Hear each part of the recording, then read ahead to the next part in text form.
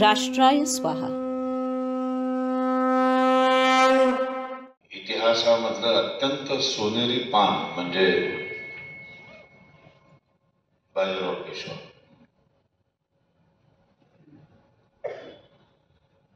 पण दुर्दैवाने बाजीराव बद्दल फारसं कोणाला भारतीयांना काहीच माहिती नाही.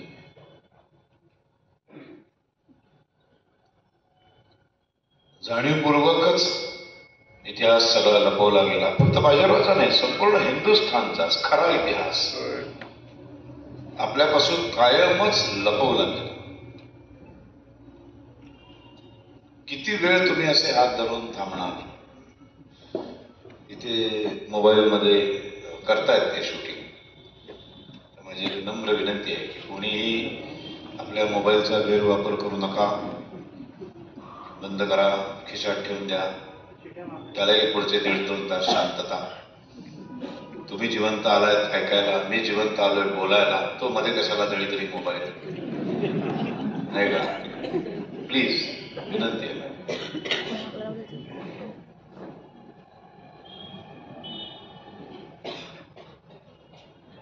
म्हणजे मॉन्टगोमेरी म्हणून जो एक युरोपियन इतिहासकार होऊन गेला, त्यांनी 4थ्या शतकापासून 2ऱ्या महायुद्धापर्यंतचा जो इतिहास दिला, जगाचा इतिहास, त्या जागतिक इतिहासाच्या पुस्तकामध्ये भारतातल्या केवळ एकाच माणसाचं नाव लिहिलंय आणि त्याचा गौरव केलाय. त्याचं नाव आहे बाजीराव पेशवा.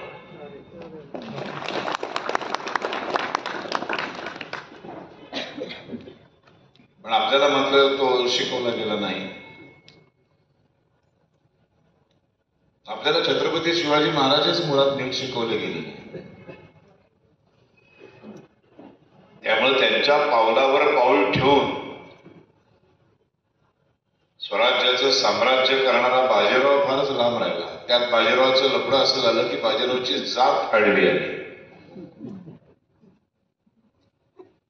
बाजीराव जर का ब्राह्मण कुळात नाही, कुठल्या तरी दलित कुळात जन्माला आला असता तर आज बाजीरावचे पुतळे शिवाजी महाराजांचे जसे आहेत तसे ठिकठिकाणी उभे राहिले असते. पण हे त्याचं दुर्दैव की तो ब्राह्मण कुळात जन्माला.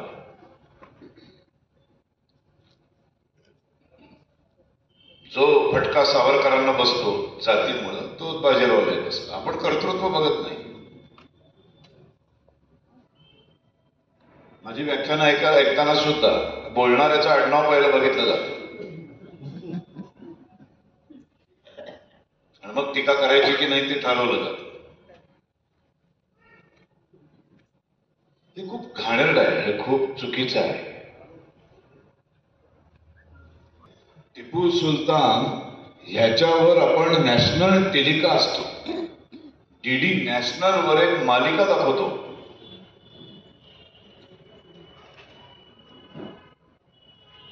केंद्र सरकार जे चॅनल चालवतं, नभो आणि प्रसारण मंत्री केंद्रातला त्याच्या अंडर जे चॅनल येतं, मुंबई दिल्ली दूरदर्शन, त्याच्यावर काही वर्षांपूर्वी टिपू सुलतान नावाची मालिका दाखवली जाते. त्याला हिरो म्हणून आम्हाला दाखवलं जातं. हिरो कसा असू शकतो तो? टिपू सुलतान हिरो कसा असू शकतो? औरंगजेब हिरो कसा असू शकतो? अकबर हिरो कसा असू शकतो?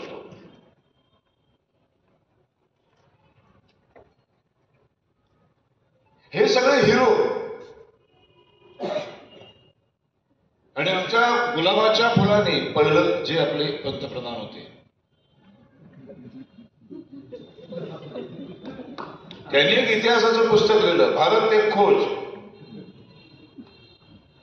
हाही विजय विनोदच आहे नाही का? की भारताची खोज म्हणजे काय? शोध लावला त्यांनी. त्या भारत एक खोज मध्ये त्यांनी छत्रपती शिवाजी महाराजांवर एकच पॅराग्राफ लिहिला. त्यात सुद्धा त्यांचं वर्णन वाट चुकलेला देशभक्त असं केलं.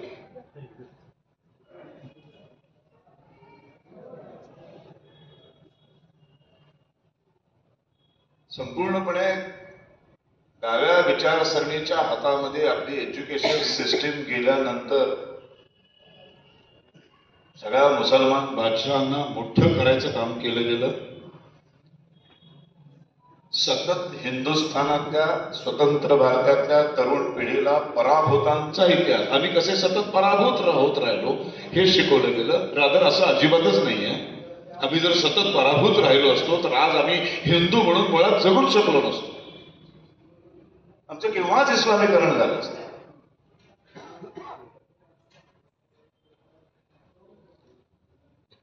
किती आक्रमण झाले. कुठल्याही महापुरुषाबद्दल बोलताना त्याच्या आधीची पार्श्वभूमी समजून घेणं फार गरजेचं आहे. सूर्य उगवतो पण त्याच्या आधी भयंकर मोठी अंधारी रात्र असते.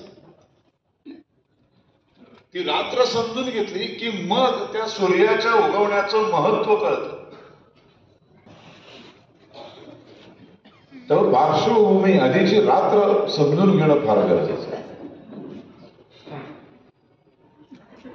सातत्याने हिंदुस्थानवरती आक्रमण झाली. ती का झाली? सगळे जगातले लुटारू एकच घर लुटायला वारंवार का आले? दरोडे कोणाच्या घरावर पडतात? श्रीमंतांच्या. आपल्या कोणाच्या घरावर दरोडा वगैरे पडू शकत नाही. काय असणार आहे? काही मिळत नाही.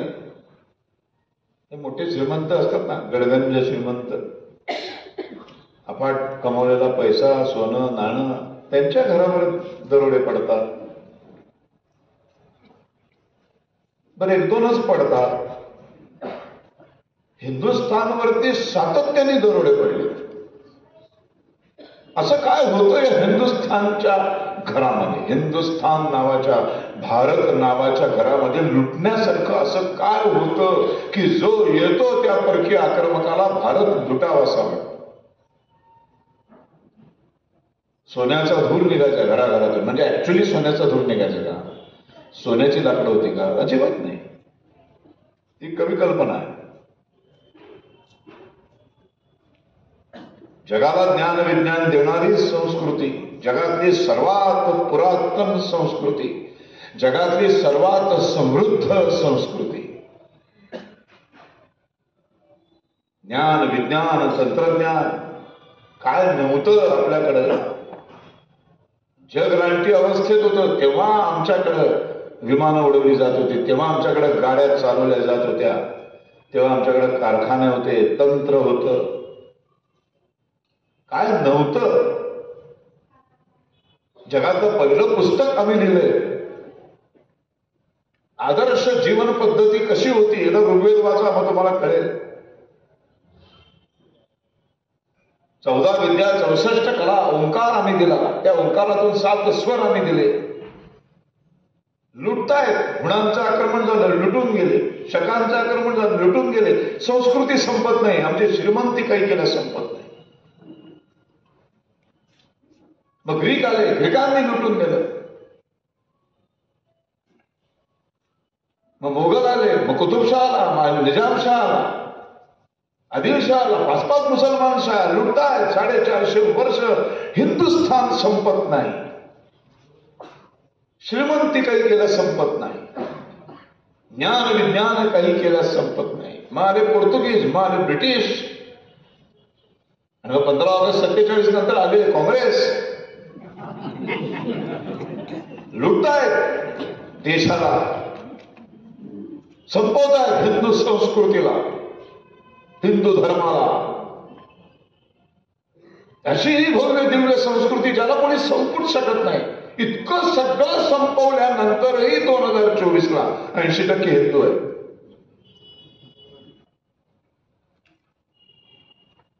पुन्हा 550 वर्षानंतर असं रत्नमार्कांनी मढलेला आमचा प्रभू श्रीराम पुन्हा त्याच्या जन्मस्थानी उभा राहिला.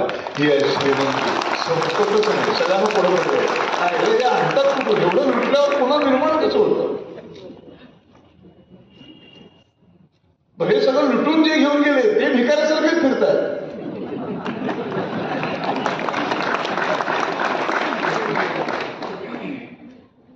इथे ताजमहाल बांधला आणि कुठंच का नाही बांधला? इथे कुतुब मिनार बांधला आणि कुठेच का नाही बांधला? कुठला बांधला याला आमच्याच घरात बसले, फक्त पाठी बदलली हो.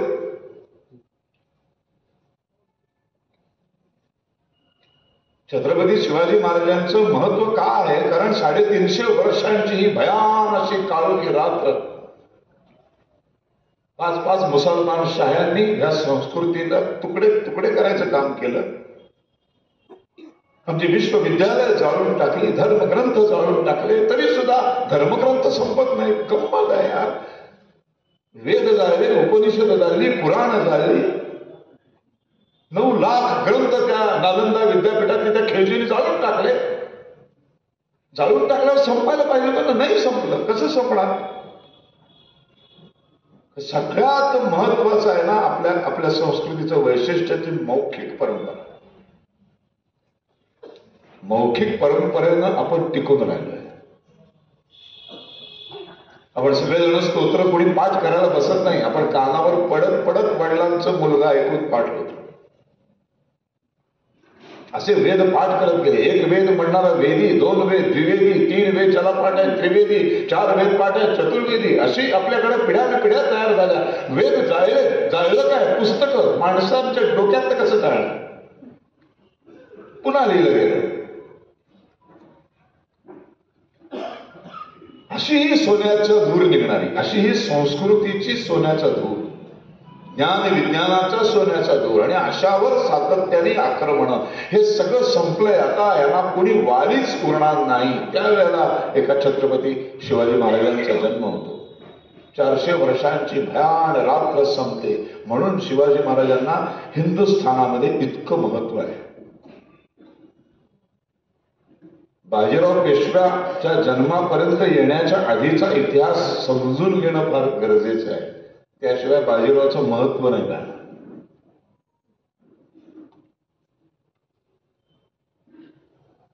काय दुर्दैव आहे हिंदूंचं, इतकं भयानक दुर्दैव आहे की आपण नेहमी मॅच जिंकायला आलो की हरतो आपण. मला नेहमी वाटतं काय एवढंच आयुष्य असेल शिवाजी महाराजांना, इतकं कमी आयुष्य, 50. हे काय वय आहे का जायचं?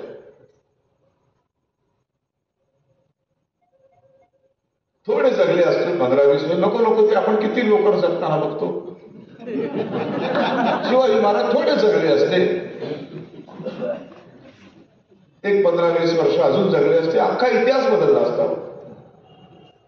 त्या समुद्र किनाऱ्यावर ज्यांना व्यापार करायला तिथेच थांबवलं होतं ना, ते ब्रिटिश कधी आतमध्ये येऊ शकले नसते. गेले महाराज, जायचं वय नाही, गेले. दुर्दैव हिंदूंचे. आमची कुंडलीच घालण्यात गेली. त्याच्यानंतर उभे राहिले छत्रपती संभाजी महाराज. एक पाऊल पुढं वडिलांच्या पेक्षा. बाप से बेटा सवाई, सगळ्या बाबतीत हुशारी, बुद्धिमत्ता, शौर्य.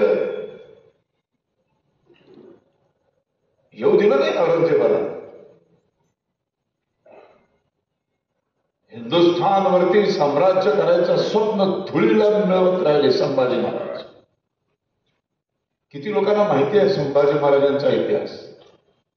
किती शाळांमध्ये शिकवला जातो, कुठल्या एज्युकेशन सिस्टीम मध्ये नाही शिकवलं. काय दुर्दैव आहे.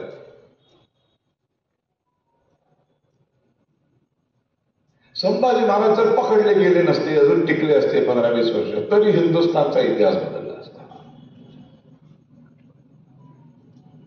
हिंदवी स्वराज्य स्थापित झालं असतं. पण नाही, आमचं दुर्दैव असं की संभाजी महाराज पकडले गेले. इस्लामचा स्वीकार कर, नाहीतर मारून टाकतो. शेवटच्या क्षणापर्यंत इस्लामचा स्वीकार नाही केला. हिंदू म्हणून मरायला तयार झाले. अनन्वित यातना, अनन्वित अत्याचार, अमानुष्यतेचा, करौर्याचं अत्युच्च टोक म्हणजे औरंगजेबाने छत्रपती संभाजी महाराजांवर केलेले अत्याचार. त्या औरंगजेबाची एक कबर बांधली जाते आमच्याच महाराष्ट्रात, संभाजीनगरमध्ये. तिथे आमचे काही दलित नेते फुलं वाहायला जातात. चीड नाही, संताप नाही, किळस येते मला त्यांची. कसं लाजा वाटत नाही, कसं विसरून जातो तुम्ही. ह्याच औरंगजेबाने आमची हजारो मंदिरं फोडली, तोडली, लाखो आमच्या आया बहिणींवर रेप केले, बलात्कार केले, वाटेल तसं विकल्या गेल्या बायका, पुरुष, लहान मुलांच्या कत्तली केल्या. त्याची कबर असते आणि त्याच्या कबरीवरती केवळ काही समाजाची मतं मिळावी म्हणून आमचे नेते जाऊन पुष्पहार अर्पण करतात. शरम नाही वाटत आम्हाला.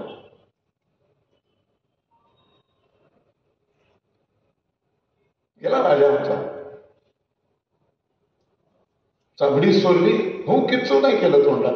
इस्लामचा स्वीकार कर नाही करणार, डोळे फोडले नाही करणार इस्लामचा स्वीकार. हिंदू म्हणूनच गेला शेवटच्या क्षणापर्यंत. हिंदवी स्वराज्यासाठी कसं जगावं हे छत्रपती शिवाजी महाराज शिकवतात आणि हिंदू धर्मासाठी कसं मरावं हे छत्रपती संभाजी महाराज शिकवतात.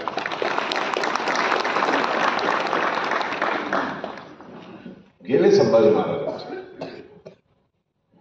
एकटे संभाजी महाराज गेले का? कोणीतरी होतं ना त्यांच्या बरोबर. त्या माणसाचा उल्लेख पण करत नाही, कारण जात आडवी येते. जेवढे छत्रपती संभाजी महाराजांवर अनन्वित अत्याचार झाले ना, तसेच्या तसे अत्याचार त्याच्या बाजूला बांधलेला आहे का त्याच्या मित्रावर होत होते. त्याचं नाव कवी कलश, तो ब्राह्मण होता. केवळ तो ब्राह्मण होता हे त्याचं दुर्दैव.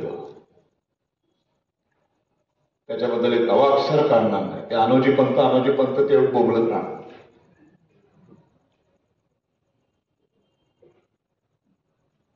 त्याच्याबद्दल अवाक्षर काढणार नाही. ज्या अफजल खानाने तुळजापूरची तुळजाभवानी फोडली मूर्ती, ती फोडत असताना त्याच्याबरोबरचे 6 मराठा सेनापती होते. त्याच्याबद्दल नाही बोलणार. जाती द्वेष असा काही पेरला गेला ना, वा रे वा. नापा टिपू सुलतान हिरो बनवलं. केंद्र सरकारतर्फे त्याची एक मालिका दाखवली जाते. आमच्या पिढ्यांसमोर टिपू सुलतान म्हणजे हिरो वाटायला. कसा हिरो असू शकतो? मला नेहमी गंमत वाटते, माझ्या डोक्यात नेहमी प्रश्न पडतात की आता 140 करोड आहोत आपण, तेव्हा 20-22 करोड आपली लोकसंख्या होती फक्त, आणि भारताचं क्षेत्रफळ आताच्या डबल होतं. जमीन क्षेत्रफळ आताच्या डबल होतं आणि लोकसंख्या फक्त 20-22 करोड असेल. मला एक्झॅक्ट आकडा माहिती, पण याच्या पलीकडे असणं शक्य नाही. म्हणजे जमीन किती ओसाड जमीन पडलेली होती.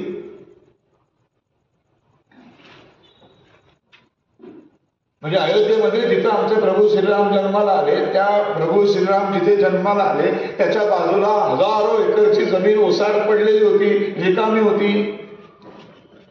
तिथं जाऊन तू का नाही बांधलंस तुझी बाबरा, तुझी एक कबर? तिथे जाऊन बांध ना. जिथे आमचे प्रभू श्रीराम जन्माला आले त्याच्यातच तुझी बाबराची मशीद उभी करायची होती तुला.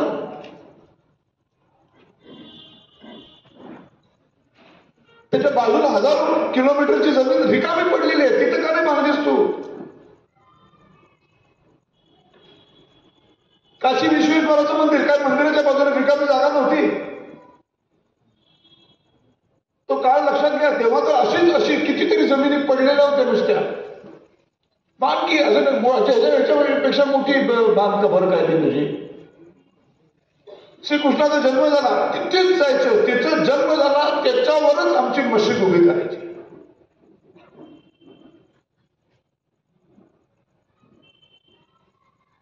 आणि तरी आम्ही म्हणतो नाही नाही सगळे चांगले असतात रे. असं कसं? खूप चांगले असतात सगळे. हे चांगले असतात आपण म्हणतो ना, हे तुमची ब्रेन वॉश 1820 पासून केला गेला.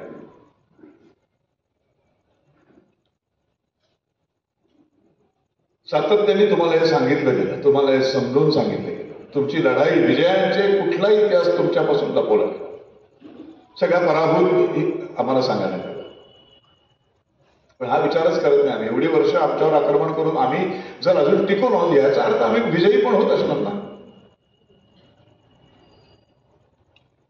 जगातल्या अनेक संस्कृती संपल्या, कधी तळा संपल्या, फिनिश. इंडोनेशिया संपलं, अफगाणिस्तान संपलं. ते काय मुस्लिम देश होते का? नाही, संपले ना. भारत का नाही संपत? म्हणजे आम्ही कोणीतरी विजयी होत होतो ना, आम्ही कोणीतरी लढत होतो, आम्ही हरवत होतो ना. परकीय आक्रमणांना हरवल्याशिवाय आम्ही टिकून राहू का? पण हे नाही शिकवत आपण.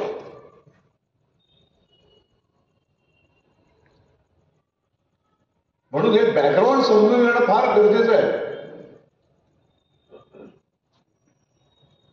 आणि संभाजी महाराजांचा मृत्यू झाला, त्याच्यानंतर त्याचा मुलगा शाहू महाराज ते सत्तेवर बसायला पाहिजे होते, ते छत्रपती व्हायला हवे होते. पण नाही, येसूबाईंनी संभाजी महाराजांच्या भावाला पदावर बसवलं, राजाराम महाराजांनी.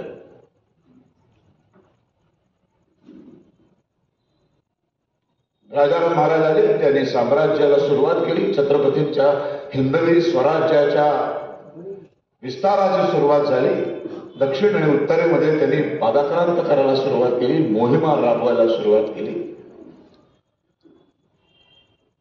इतकी वर्ष सातत्याने प्रयत्न करून सुद्धा हिंदुस्थानवरती विजय काही त्या औरंगजेबाला मिळवता येईना. बरोबर राजाराम महाराज नसताना, ते एका मोहिमेवर दक्षिणेत असताना, तिकडे रायगडावरच्या येसूबाईंना, शाहू महाराजांना 7 वर्षाचे होते काय शाहू महाराज, त्यांना सगळ्यांना औरंगजेबाने उचललं आणि दिल्लीमध्ये कैद खान्यात नेऊन टाकलं.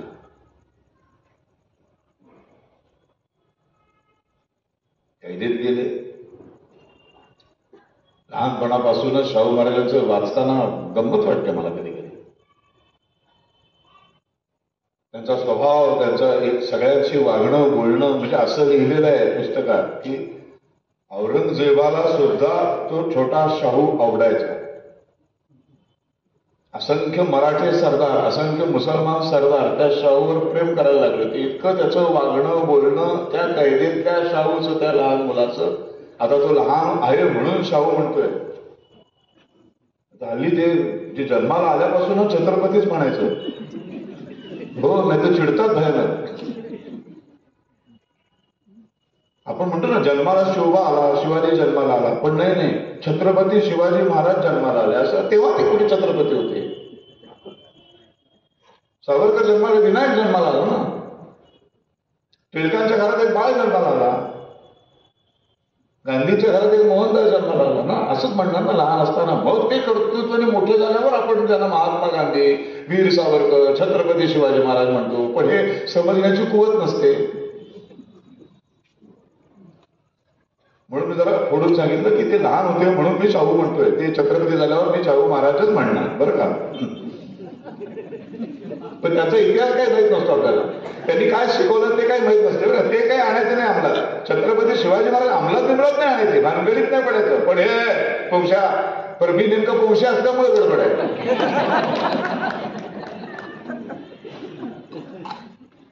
सगळं आडनावावर येऊन थांबतं. हा जाती द्वेषाचा रोग जाणीवपूर्वक विशेषतः महाराष्ट्रामध्ये लावला गेला, पेरला गेलेला काही गलिच्छ राजकारणासाठी. परत एकदा दुर्दैव. म्हटलं ना, हिंदूंची कुंडलीच गांडली. मॅच जिंकायला आलो की आमचा प्लेअर आउट होतो. राजाराम महाराज मोहिमेवर असताना त्यांचं निधन झालं.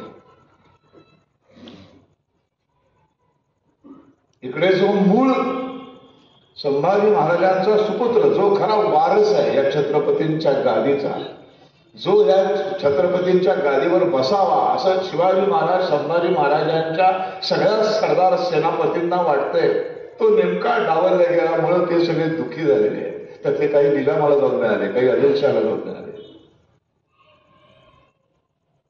राजाराम महाराज गेले, मग काय झालं? त्यांचा मुलगा, त्याचं पण नाव तो 4च वर्षाचा शिवाजी, त्याला नावापुरतं गादीवर बसवलं आणि ताराबाईंनी राज्य करायला सुरुवात केली. मी थोडक्यात बॅकग्राऊंड सांगतोय फक्त, आणि बाजीरावापासून मग आपण. बाजीराव कुठून आला?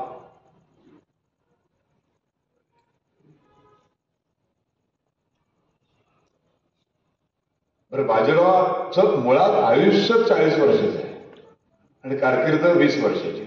इतकी छोटी कारकीर्द आहे आणि संपूर्ण कारकीर्द तशा अर्थाने एकांगी आहे, म्हणजे फक्त युद्ध युद्ध युद्ध आणि युद्ध आहे.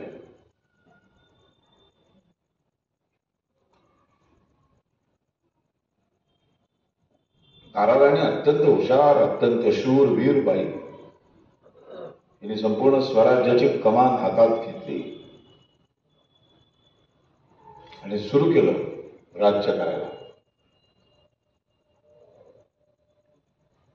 आता औरंगजेबाच्या लक्षात आलं की ह्यांच्याकडे एक संपला तर दुसरा उभा राहतो, दुसरा संपला तर एक स्त्री परत उभी राहते. काय होती बघा बाई.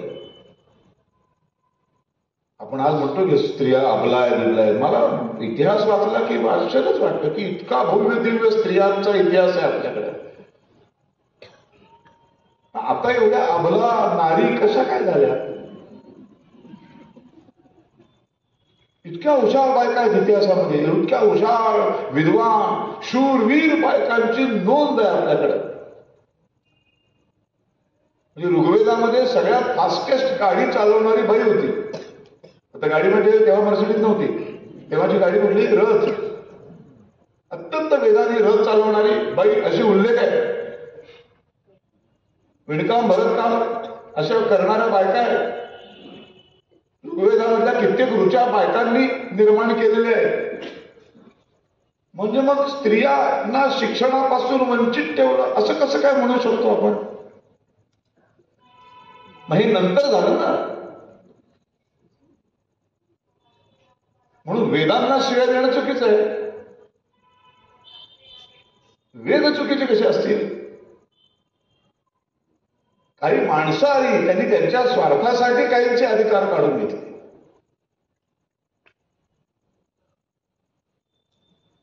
ताराबाईंनी आपलं साम्राज्य बरोबर प्रस्थापित केलं. आता काही झालं तरी हा हिंदुस्थान, मला जे स्वप्न आहे माझं, ते काही केलं पूर्णच होत नाही.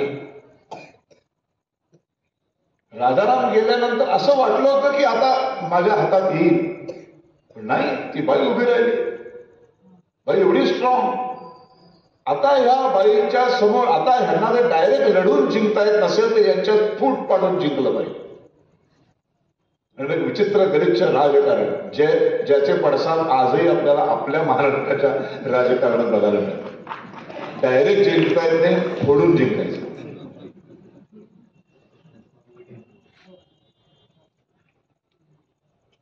एक वज्रमूठ असते की ताकद असते ना, ते फोडायचं सगळ्यांना.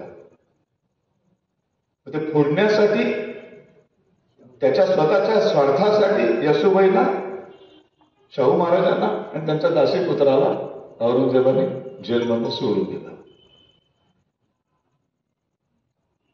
आता इथे आल्यानंतर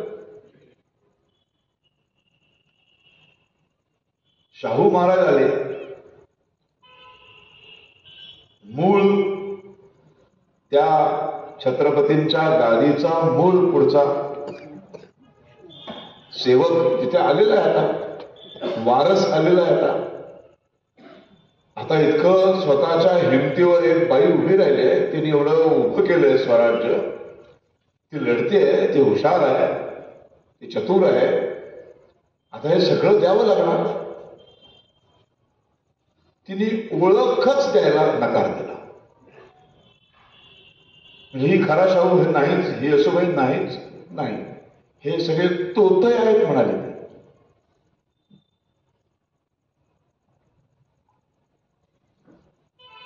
आणि हेच हवं होतं औरंगजेबाला.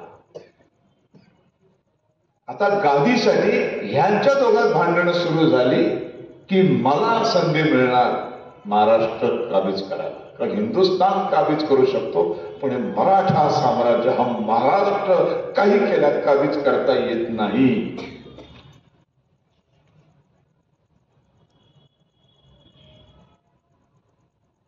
आणि मग खऱ्या अर्थाने बाळाजी विश्वनाथ म्हणजे बाजीरावच्या वडिलांची इतिहासामध्ये एंट्री होते. आता हे बाळाजी विश्वनाथ हे ओरिजिनल कोकणातले की जे सिद्दीकीच्या त्रासाला कंटाळून हे घाटावर आले.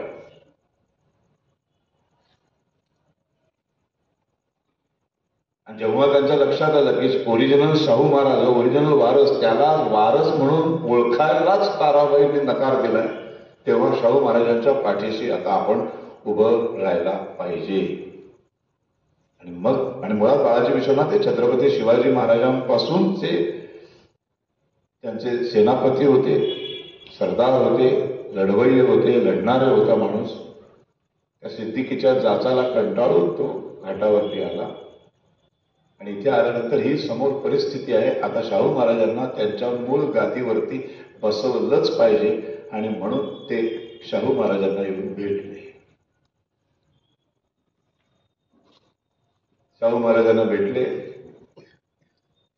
त्यांना म्हणाले काय काळजी करू नका, तुम्ही खरे वारस आहात आणि तुम्हालाच मी बसवतो.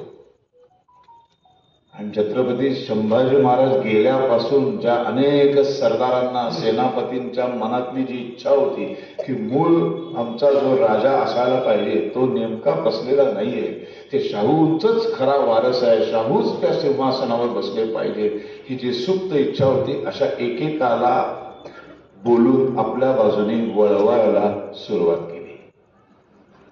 तुम्हाला सगळं गेल्या 5-7 वर्षातलं महाराष्ट्राच्या राजकारणाचं चित्र दिसेल. आणि बरोबर एका बामणाने तेव्हा घडवून आणलं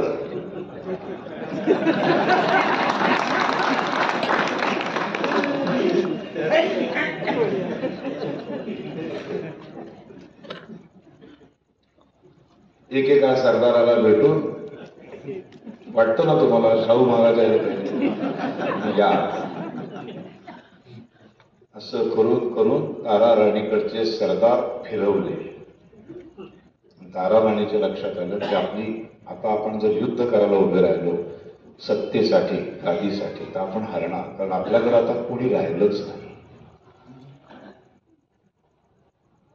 आता महाराष्ट्रात अनेकांची अशी परिस्थिती आहे की आपल्याकडे कोणी राहिलंच नाही, सगळेच गेले तिकडे. तीच परिस्थिती तेव्हा निर्माण झाली आणि तारा राणींनी आपला हक्क सोडला. पण हक्क सोडला तरी त्याही वंशजच आहेत, त्या काही लांबून कुठून आलेल्या नव्हे.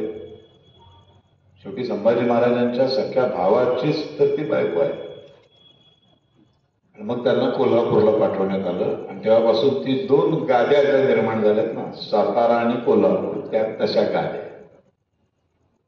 कित्येक वेळा प्रश्न पडतो की छत्रपती तर एकच आहेत, मग 2-2 गाद्या कशा? त्या ह्या 2 गाद्या ओरिजिनल सातारची गादी जी छत्रपती शिवाजी महाराज, संभाजी महाराज, शाहू महाराज अशी चालत आलेली आहे. आणि ह्या कारणामुळं ज्या ताराबाई तिकडे जाऊन राहिल्या त्यांचे ते पुढचे सगळे वंशज आता जे आहेत ते, जे स्वतःला छत्रपती असं बोर्डावर लिहायला सांगतात.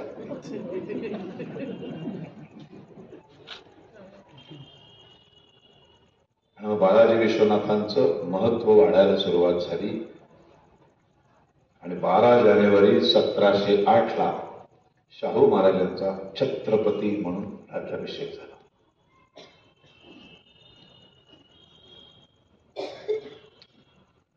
शाहू महाराजांचा राज्याभिषेक झाला आणि शाहू महाराजांच्या डोक्यात सतत होतं की ह्या बाळाजी विश्वनाथ ह्या माणसामुळं आज मी पुन्हा इथे प्रस्थापित झालेलो आहे.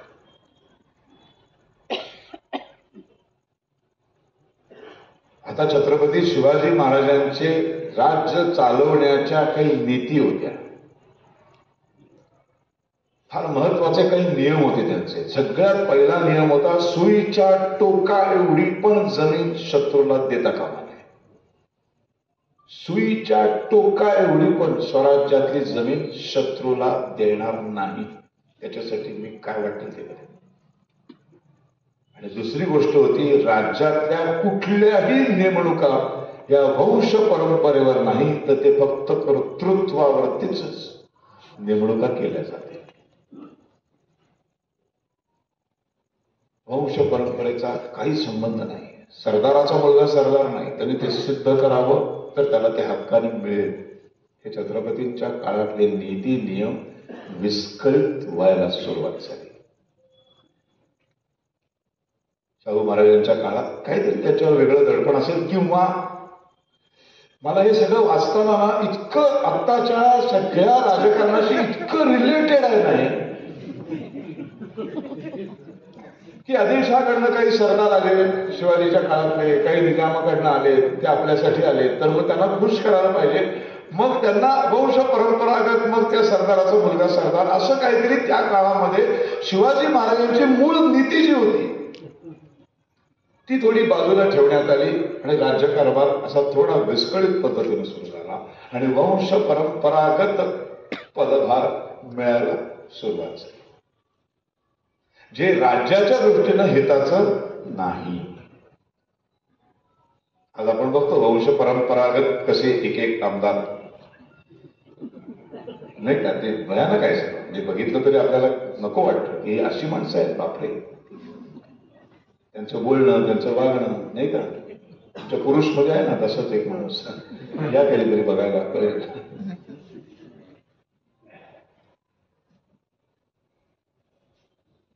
दुसरं एक गोष्ट होती जी संभाजी महाराजांनंतर राजाराम, ताराबाई आणि शाहूंच्या काळामध्ये विस्कळीत झाली होती, ती म्हणजे सैन्याचा पगार वेळच्या वेळी देणं. हे जे काही काटेकोरपणे शिवाजी महाराज आणि संभाजी महाराजांनी पाळलं होतं त्याच्यामध्ये खूप विस्कळीतपणा यायला सुरुवात झाली. कारण ते स्वराज्यात ती ताकद आपल्याकडे राहिली नाही. आपण खूप काही हरलो होतो, खूप काही आपल्याला परत मोगलांना, निजामाला द्यावं लागलं होतं.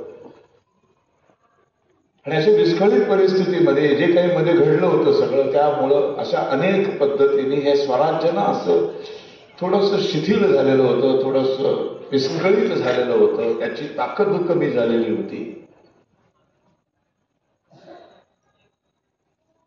आणि मग आंग्र्यांनी या सगळ्या परिस्थितीचा फायदा उचलायचं ठरवलं आणि शाहू महाराजांवरच्या विरोधात बंड पुकारलं. आता शाहू महाराजांच्या विरोधात बंड पुकारल्यामुळं म्हणजे मोरोपंत पिंगळे जे आपले पहिले पंतप्रधान होते, पहिला जो पेशवा होता, त्यांना अटक केलेला असल्यामुळं त्यांना सोडवून आणण्यासाठी या मोहिमेवर आता कोणाला पाठवायचं, तर सगळ्यात विश्वासू शाहू महाराजांचे कोण होते, तर ते बाळाजी विश्वनाथ होते. त्यांनी बाळाजीला सांगितलं की जा आणि ते मोहीम राबवून या, यशस्वी करून या. ते म्हणाले मी नक्की करून येईन यशस्वी. आणि त्यात एक शाहू महाराज म्हणून गेले की तुम्ही मोहीम जर यशस्वी करून आलात तर बक्षीस म्हणून मी तुम्हाला पुढचा पंतप्रधान करीन, म्हणजे पुढचं पेशवेपद बहाल करेन.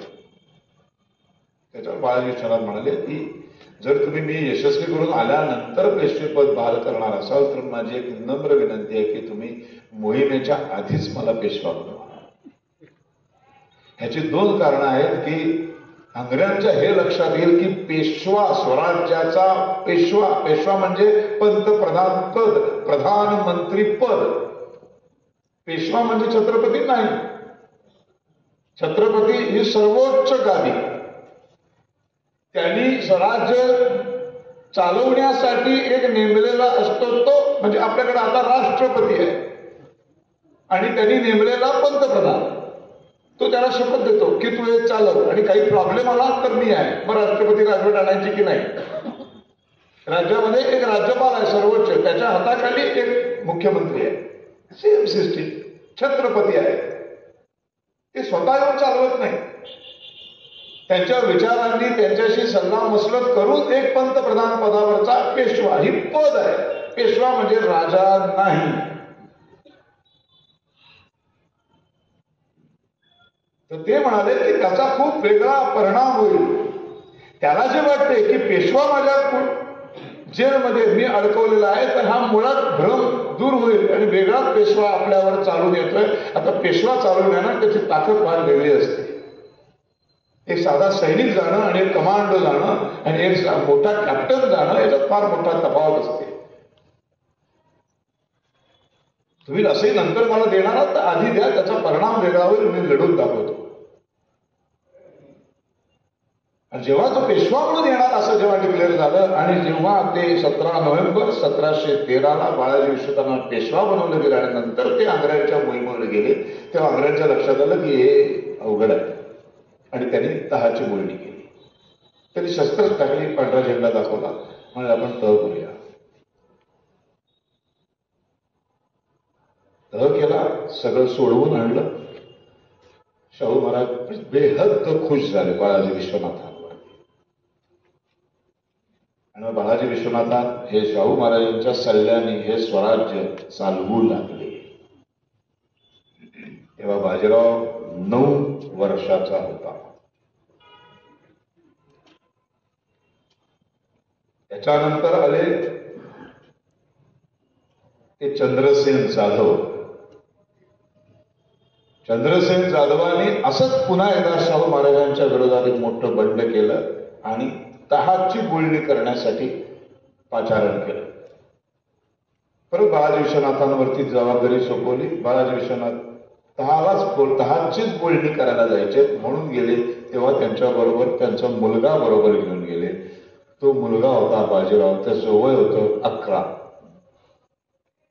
चंद्रसेन जाधवांनी घोर फसवणूक केली आणि तहाची बोलणी करणाऱ्या आलेल्या पेशव्यांना अटक केली आणि पुढचे 12 का 15 दिवस अटकेत होते. फक्त चणे आणि गुळ खाऊन हा बाप आणि मुलगा चंद्रसेन जाधवांच्या जेलमध्ये होता, कोठडीमध्ये होता.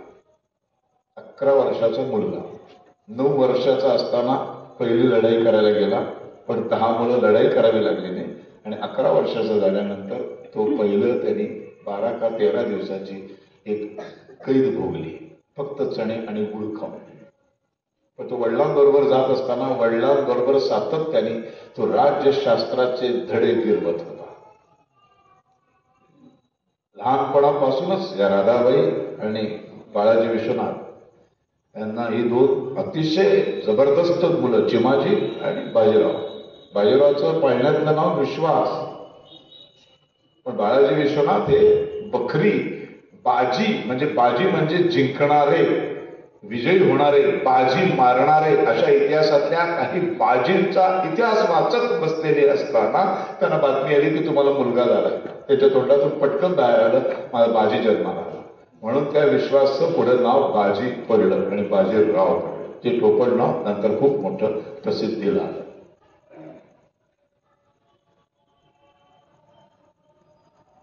परत एकदा दुर्दैवाने उत्तरेतल्या मोहिमेवरती आमचं म्हटलं ना मी, मॅच जिंकायला आलो की आमचा प्लेअर आउट होतो. बाळाजी विश्वनाथ वारले. शाहू महाराजांना खूप खंत वाटली की इतकं सगळं हे वैभव जे आज उभं आहे ते ज्या माणसामुळे मला मिळालं, त्यांना ते पंतप्रधान पद धड भोगताच आलं नाही, उपभोगताच आलं नाही. मग आता स्वराज्याला पंतप्रधान नाही. आणि शाहू महाराजांच्या डोक्यात होतं की लहानपणापासून जो मुलगा मी बघत आलोय, माझ्या डोळ्यासमोर जो मोठा झालाय माझ्या बाळाजी विश्वनाथांचा, तो पोरगामध्ये काहीतरी चमक आहे. लहान असल्यापासून त्याची आईचं फार मोठं कॉन्ट्रीब्युशन आहे राधाबाईंचं मुलाला मोठा करण्यामध्ये. लहानपणापासून रामायण, महाभारत, छत्रपती शिवाजी महाराज, संभाजी महाराज हे 4 टॉपिक तिने शिकवले, 4 विषय शिकवले. कुठल्या शाळेत गेला नव्हता. हे जी सगळे जन्माला आलेत ना, छत्रपती शिवाजी महाराजांचा जन्म, त्यांचं सगळं चरित्र, संभाजी महाराजांचा जन्म, बाजीराव पेशव्याचा जन्म, हे सगळे जन्म, हे सगळे एवढी थोर माणसं कशी काय निर्माण झाली याचा जर नीट विचार करायला गेलं तर यांना नेमकं शिकवलं काय, तर त्यांना नेमकं शिकवले 2 श्री. जगामध्ये 2 श्री ज्यांच्या घरामध्ये आई बाप मुलांना शिकवण्याच्या घरामध्ये असे सुपुत्र जन्माला आहे.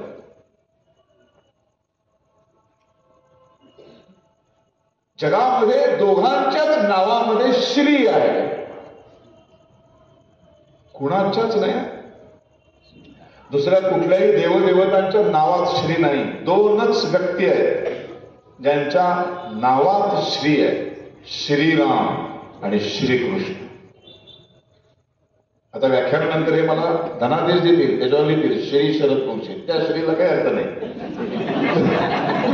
श्रीयुत झाला. श्रीराम, श्री म्हणजे सौंदर्य, श्री म्हणजे बुद्धिमत्ता, श्री म्हणजे शौर्य, श्री म्हणजे चाणक्य. काय काय श्रीचा अर्थ असंख्य आहे. जगात दोनच, श्रीराम. कुठे नाही, युरोपात नाही, कुठे कुठल्या देशाचा नावात श्री नाही.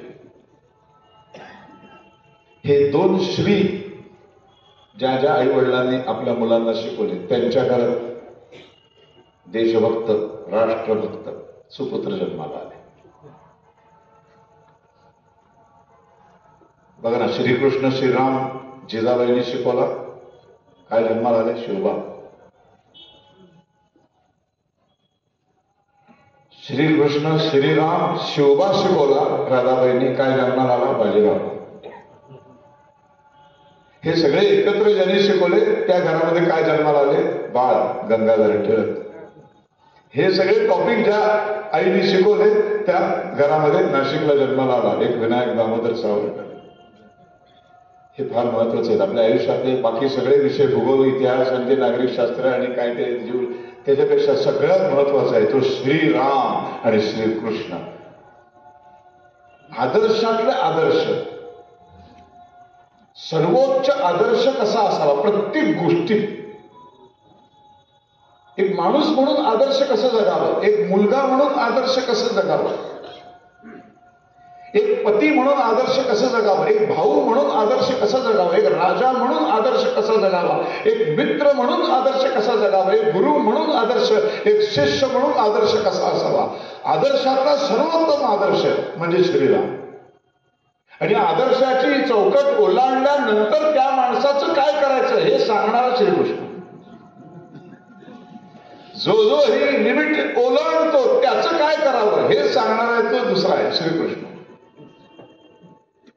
ज्यांनी ज्यांनी लिमिट ओलांडली त्या सगळ्यांचं वाटोळ एका माणसाने केलं महाभारतात, हातात शस्त्र न घेता. आणि हे दोन, राम आणि श्रीकृष्ण आणि श्रीराम, छत्रपतींना त्यांच्या आईने शिकवले. म्हणून सुभेदाराची सून जेव्हा ह्याच्यामध्ये येते तेव्हा छत्रपतींच्या आपला श्रीराम जागा होतो. आणि अफजल खानाला भेटायला जातो तेव्हा छत्रपतींच्या आत्मा श्रीकृष्ण जागा.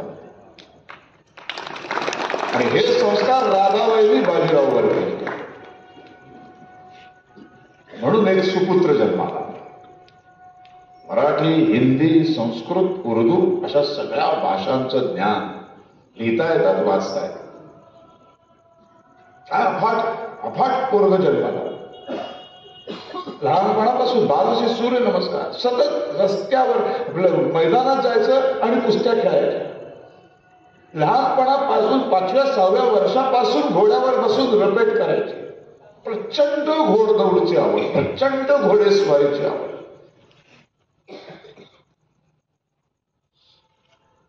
नंतर मोठ्या झाल्यावर तर 6 फूट काय तगडा, त्याचं काय चित्र आहे, काय वर्णन आहे त्याचं.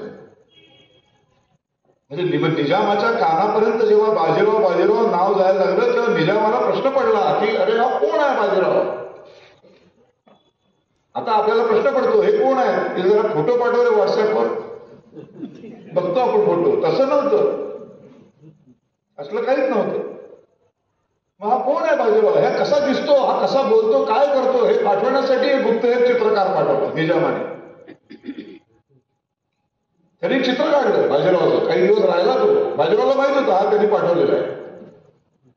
बाजीरावाचं गुप्तहेर खातं इतकं जबरदस्त होतं की काय विचारूच नका तुम्ही.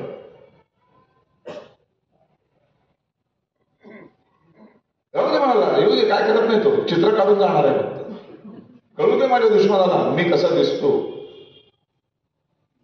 चित्र काढलं. चित्र काढून जेव्हा तो निजामासमोर नेऊन त्याने दाखवलं, तो मला येतो सैतान जन्म म्हणजे सैतान म्हणाला. काय चित्र होतं, 6 फूट घोड्यावर 6 फूट असा माणूस बसलाय. पाठीमागे धनुष्य बाण आहे, तो भाता आहे, कमरेला तलवार आहे, दोन्हीकडे 2 भाले आहेत, गानपट्टा आहे. काय काय होतं त्या माणसाला. लहानपणी ज्योतिषाने अल्पवयीन आहे असं सांगितलेलं होतं आणि हे भविष्य बाजीरावला माहित होतं. सदैव डोक्यात होतं की मी अल्पायुष्य आहे. जे काही करायचंय ते 50 ओव्हरची मॅच नाहीये, टेस्ट मॅच तर अजिबातच नाही. मला 20-20 खेळायचे. ज्या काही रन बनवायच्या त्या एवढ्याच काळामध्ये कधी पण मी जाऊ शकेल सतत डोक्यात होतं. म्हणून जगातला सर्वात वेगवान जर सेनापती जर कुठला असेल तर तो बाजीराव होता. सगळ्यात वेगवान.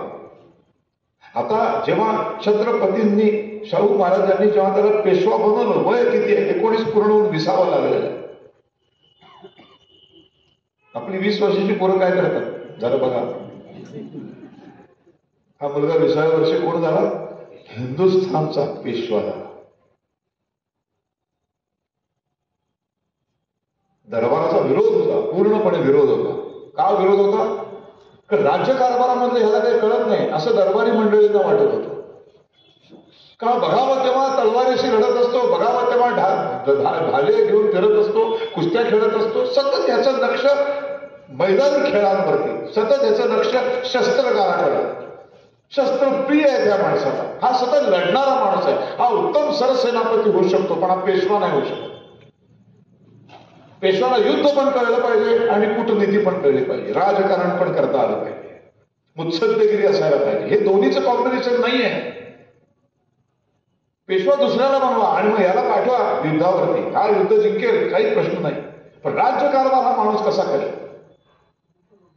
शाहू महाराज म्हणाले नाही, संधी देणार नाही त्याला सांगून संधी देऊ आपण. तुझ्या 2 वर्षात जर तू मला काही चमक दाखवली नाहीस पंतप्रधान म्हणून, तर ते पंतप्रधान पद तुझं काढून घेऊ. कडे सल होती शाहू महाराजांच्या मनात. म्हणजे गमतीने सांगतो, गेल्या काही वर्षांपूर्वी आपले जाणते राजे महाराष्ट्राचे असं म्हणाले होते की पूर्वी छत्रपती पेशव्यांची नियुक्ती करतात, आता पेशवे छत्रपतींची नियुक्ती करतात. असं काही वर्ष म्हणाले ते कोल्हापूरच्या ना राज्यसभेचा खासदार बनवल्यावर फडणवीसांना टोमणा मारला होता असा.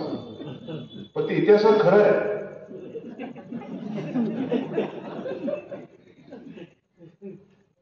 शाहू महाराजांना छत्रपती पदावर बसवण्यामध्ये बाळाजी विश्वनाथांचाच तर हात होता. कधीतरी चुकून खरं बोलतात.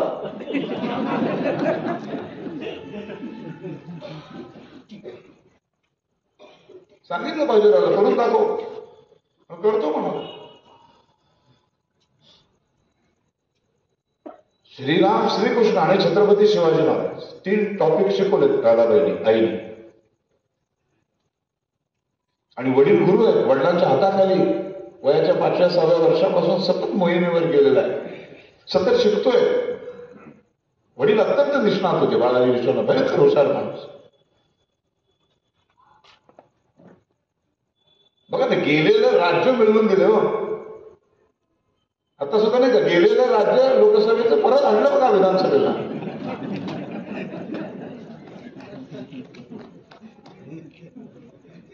बुद्धीची पाहिजेच ना जोड, त्याला नाही पर्याय. शिवाय देणारे शिवाय देत बसत नाही, त्यांनी काही फरक पडत नाही.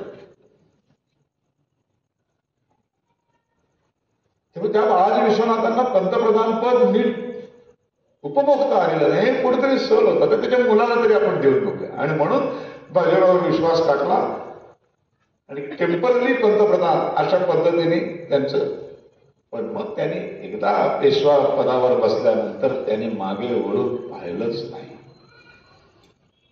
डोक्यात 2 गोष्टी, माझ्याकडे आयुष्य कमी आहे, माहित नाही मी किती दिवस जगणार, माहित नाही मी कधी जाणार, माहित नाही मला. या थोड्या कालावधीमध्ये मला छत्रपतींच्या स्वराज्याचं साम्राज्य बनवायचं. संपूर्ण हिंदुस्थानवरती, त्या दिल्लीच्या तख्तावरती मला भगवा भडकवायचा म्हणजे फडकवायचा. छत्रपतींच्या काही धोरणांना राजाराम महाराज, दादाराणी, शाहू महाराजांच्या काळात जे विस्कळीतपणा आलाय ते पहिल्यांदा नाड्या टाईट करायला सुरुवात केली. सगळ्यात पहिल्यांदा वंश परंपरागत नेमणुका बंद केल्या.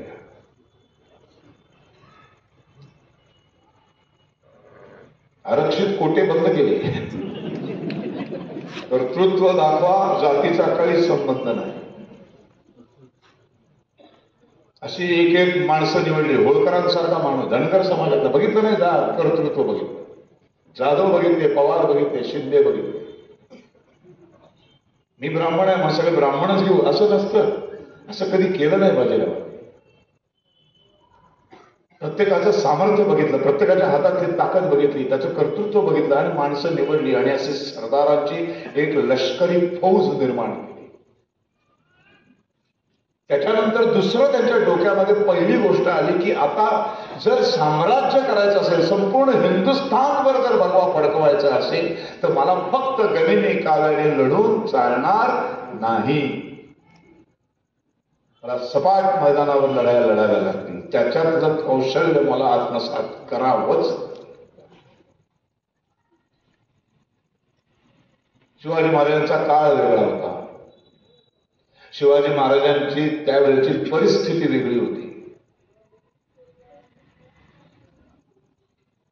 तेवढं पाठबळ नव्हतं, तेवढे सैनिक नव्हते, तेवढं नव्हतं त्यांच्याकडे. त्यांच्याकडे उंट, त्यांच्याकडे हत्ती, त्यांच्याकडे मोठमोठे रणगाडे, शस्त्रगार असं नव्हतं. एवढ्या भलाटे 5 लाखांसमोर 50,000 असे मावळे घेऊन महाराज लढायचे. मग असं कसं लढू? मी समोरासमोर खुल्या मैदानात लढायला गेलो तर मी संपेन. किती शुल्क असं ना तुम्ही कसं लढणार ना? 50 आणि 1 लाख माणसं 50 लाखांबरोबर कसं लढणार? बरं काय काय नाही त्यांच्याकडे. हत्ती घेऊन यायचे, उंट घेऊन यायचे, हे केवढं मोठं सैन्य. औरंगजेब निघाला म्हणजे 5 लाखाचं सैन्य. अफजल खान निघाला 10 लाख. अशा लोकांसमोर मी कशी टक्कर देऊ शकतो? नाही टक्कर देऊ शकत. मग आता बुद्धीचा वापर करायचा. मग मी त्यांच्या समोर जाऊन मूर्खासारखं लढायचं नसतं, तर त्यांना माझ्या एरियात आणायचं असतं. मला फास्ट बॉलिंग खेळता येत नाही, माझ्याकडे बॅट्समन नाही येत तसे. मग मी काय करेन तर मी स्पिनर असलेल्या पिचवर खेळायला लागेल.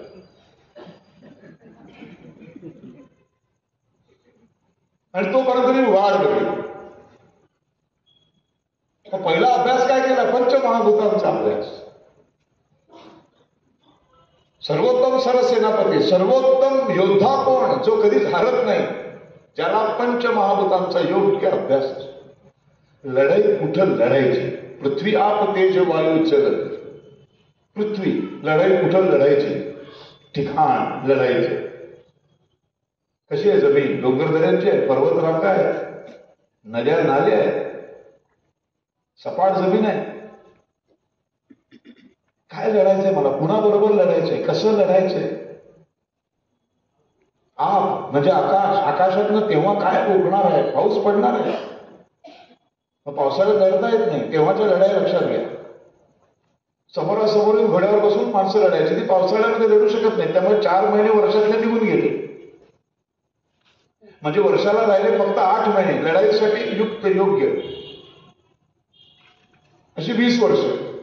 20 गुणिले 8 किती महिने झाले? कोणाचं गणित चांगलं आहे की 40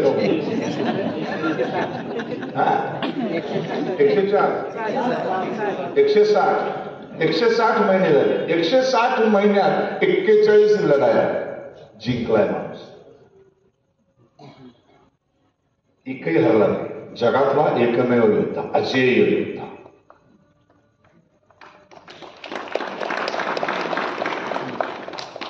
शिकवायला नको शाळेमध्ये? या महाराष्ट्राच्या मातीत जन्माला आला ना. कसा अभिमान वाटला आमच्या या पोरांना. महाराष्ट्राच्या भव्य दिव्य शूरवीरांच्या इतिहासाचा कसं वाटणार आम्हाला? आम्हाला शिकवलंच नाही. आम्हाला सतत आम्ही हरलो. आम्हाला काय शिकवलं? 1857 आम्ही हरलो. अरे पण 41 लढाई एकटा माणूस जिंकत होता, ते का नाही आम्हाला शिकवलं जात? 350 वर्षांची मोगलांची निजामाची परंपरा थांबवली एका माणसाने. त्याचं नाव आहे शिवाजी महाराज. ती का नाही शिकवलं जात? नाही शिकवलं. सगळा सत्यानाश केलाय डाव्या विचारसरणीच्या लोकांनी या देशात. खरं ना, मुसलमानांपेक्षाही डेंजर. ते खुल्ल्याम शत्रू तरी आहेत चायला. हे म्हणजे अस्तरीतले निखारे आहेत. कळत नाहीत. आपल्यात बसले, ह्याच्यात बसलेला असेल कोणतरी. तुम्हाला माहित असेल म्हणजे कोणते आहे.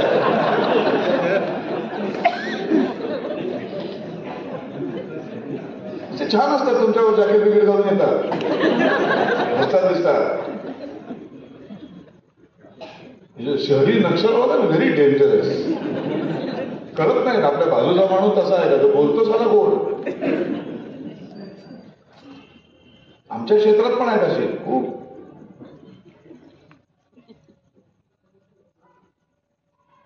त्यामुळे पृथ्वी पहिलं बघायचं काय तर पृथ्वी. बरं गंमत सांगतो, 19व्या वर्षी पेशवा झाल्यानंतर लगेच लढाई करायला नाही गेला, अजिबात नाही. पहिली 5-6 वर्ष लढलेलंच नाही, आजमावलंय. कुणाविरुद्ध लढायचं. 5 मुसलमान शहा, पोर्तुगीज घुसलेले होते भारतात, इंग्रज ऑलरेडी घुसलेले होते. 7 शत्रू आहेत चारी बाजूनी, सगळे परकीय आहेत, सगळे शस्त्र साठ्याने युक्त आहेत, अफाट पैसा आहे सगळ्यांकडे, अफाट सैन्य आहे सगळ्यांकडे. त्यांच्या विरोधात लढायचं. काय काय करावं लागेल विचार आहे. पहिले 5-6 वर्ष फक्त स्ट्रॅटेजी, राजकीय मुत्सद्देगिरी, कोणाशी कसं लढायचं, कुणाकडे काय पाठबळ आहे, कुणाकडे काय प्लस पॉइंट आहे, कुणाचे काय निगेटिव्ह पॉइंट आहे, आणि स्वतःचे काय निगेटिव्ह पॉइंट आहेत. आता मी सतत महाराजांचा मी जरी भक्त असलो तरी मी सतत महाराजांसारखं गनिमेकाव्याने लढू नाही शकत. मला जर दिल्ली काबीज करायचं तर मला दिल्लीतच जावं लागेल ना. मला कसं दख्खनमध्ये बोलवून चालेल, नाही चालणार. मला जावं लागणार दिल्लीत, मला जावं लागणार राजस्थानच्या वाळवंटात, लढावं लागणार मला. लढाया हरतात कशामुळे लढाया हरतो आपण. पहिली गोष्ट म्हणजे हे जे एवढं मोठं घेऊन पूर्वीच्या पद्धत नव्हते माहिती, तुम्हाला वाचून माहित असेल काही लोकांना. पण लढाई म्हणजे संपूर्ण कुटुंब काफिला घेऊन निघायचे लोक, म्हणजे आचारी बिचारी सगळे बरोबर. म्हणजे त्या 5-5 लाख सैनिकांचं सगळ्यांचं जेवण खाण बनवणारे मुतपाक खाणे बरोबर असायचे, रणगाडे बरोबर असायचे, हत्ती बरोबर असायचे, उंट बरोबर असायचे, सगळ्याचे कुटुंब काबिले म्हणजे बायका पोरं बरोबर असायची. बाजीरावने विचार केला, हे असं मी लढवलं तर माझ्याकडे वेळ नाही, मी नाही असं लढवू शकत, मी कुटुंब घेऊन नाही जाऊ शकत. हत्ती घेऊन गेला तर तो चालणार त्याच्या वेगाने, कधी पोहोचू मी. सतत डोक्यात आहे माझ्याकडं वेळ कमी आहे, त्या कमी वेळात जायचं करायचंय मला. कोण आहे निजाम, त्याचे मायनस पॉइंट काय, कुतुबशहाचे मायनस पॉइंट काय, पोर्तुगीजांचं काय, इंग्रजांचं काय. ह्याची वाट लावण्यासाठी ह्या दुश्मनाला काही काळ मला मैत्री करावी लागेल.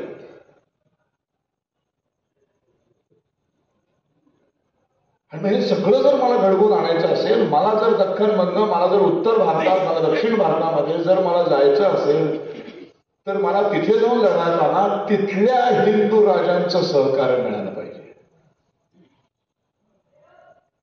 मला भारतामध्ये सगळीकडे जिथे जिथे हिंदू आणि राजपूत राजे रजवाडे आहेत त्या सगळ्यांचं एक वेगळं जाळं विणावं लागेल. आणि ते जाळं विणण्यासाठी बाजीराव पहिली 5 वर्ष पेरला. 2014 ते 19 आपले पण पंतप्रधान असे फिरले.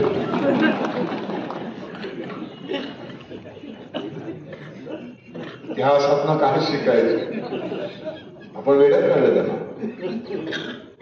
भारताचे पंतप्रधान आहात का, तिकडे सगळं बाहेर जातात, नाही ते नंतर कळलं. हे 2 देशांचं युद्ध झाल्यानंतर जो पराभूत देश असतो त्या पराभूत देशाची जी आर्थिक व्यवस्था होते, त्या पराभूत देशाची जी संपूर्ण समाज बिखरलेला असतो, संपूर्ण समाज व्यवस्था जी मातीमोल होऊन जाते, ती मातीमोल कुठलं युद्ध न करता पाकिस्तानची केली. ह्याला केरळ आहे ती 5 वर्ष. बाजीराव फिरला, हिंदुस्थान भर फिरला, सगळ्या हिंदू राजांशी बोलला, सगळ्या हिंदू राजांशी हिंदवी स्वराज्याचं स्वप्न दाखवलं. आपण सगळे एकत्र येऊन हे राज्य आपलं आहे, मग आपण ठरवू कोण कुठला राजा, कोण कुठला काय. पण हे पहिलं जे सिंधू नदी पार करून जे संकट आले नाही, यांना आधी पहिला तिकडे पाठवून दिले. हा देश तुमचा आहे, माझा आहे.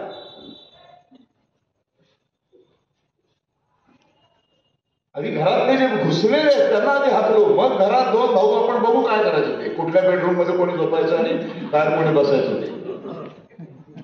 तुझ्या बायकोनी स्वयंपाक करायचा, उद्या माझ्या, हे आपण नंतर ठरवू की आपलंच आहे सगळं. आधी ते घुसलेल्यांना हाकलून देऊ.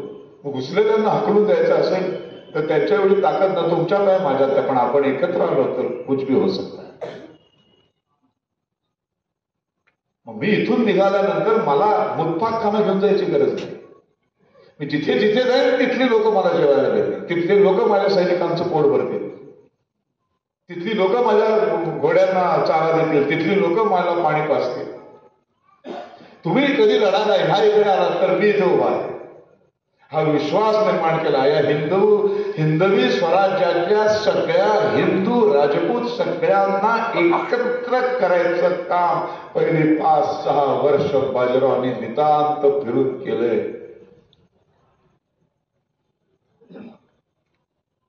160 महिने, 5 वर्ष गुणिले 8 महिने, 8 40 महिने, 40 महिने घोड्यावरून अखंड हिंदुस्थान फिरलाय माणूस.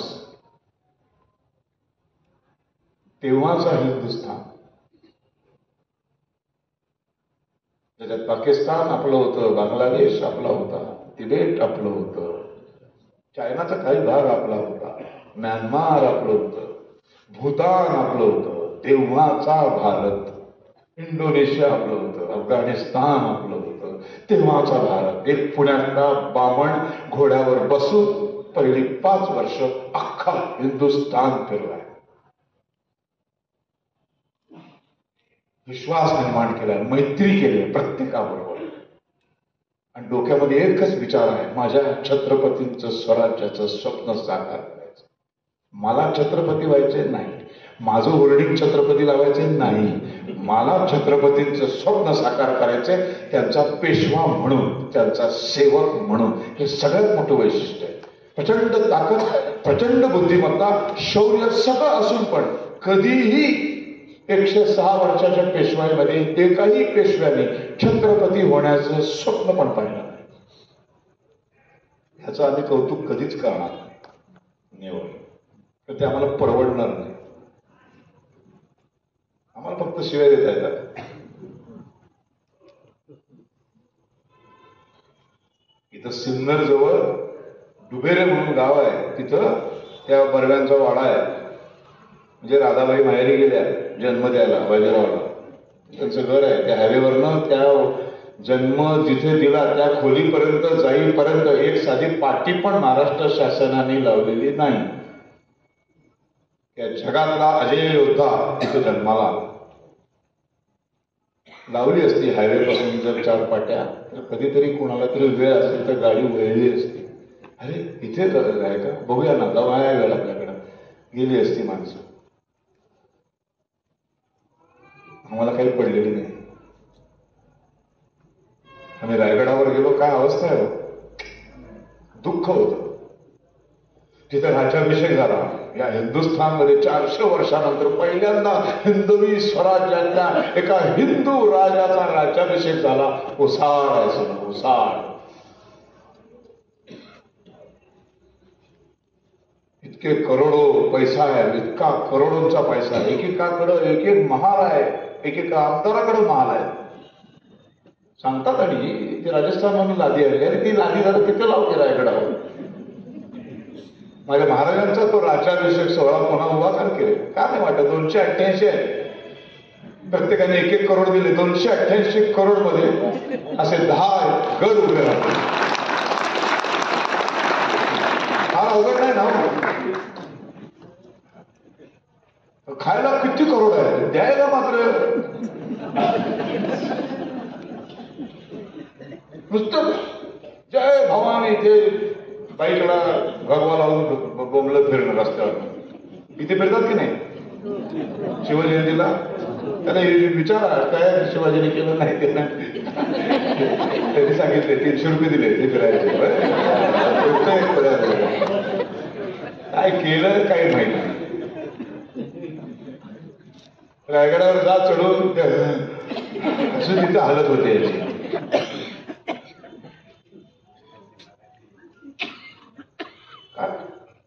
काय दूरदृष्टी असेल. ब्रिटिश आले रायगडावरती त्या छत्रपतींच्या राज्याभिषेकाला.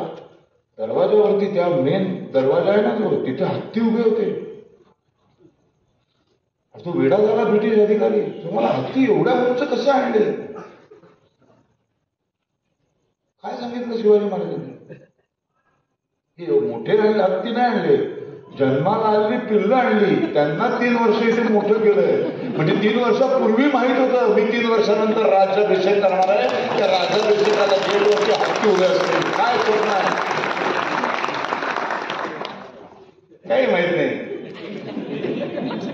रोपवेमध्ये बसून फक्त मज्जा करत फोटो काढतात. काय नवीन म्हणून बदाम बिदाम काढतात, तो खडकला दोन खवडे त्याच्यासाठी जाता काय रायगडाला. तशी पागळी सगळी पोरची. हे असले आमचे नेते कसे आहेत ते बघवत नाही. ते सारखे दाखवतात. काहीतरी वेगळं दाखवा.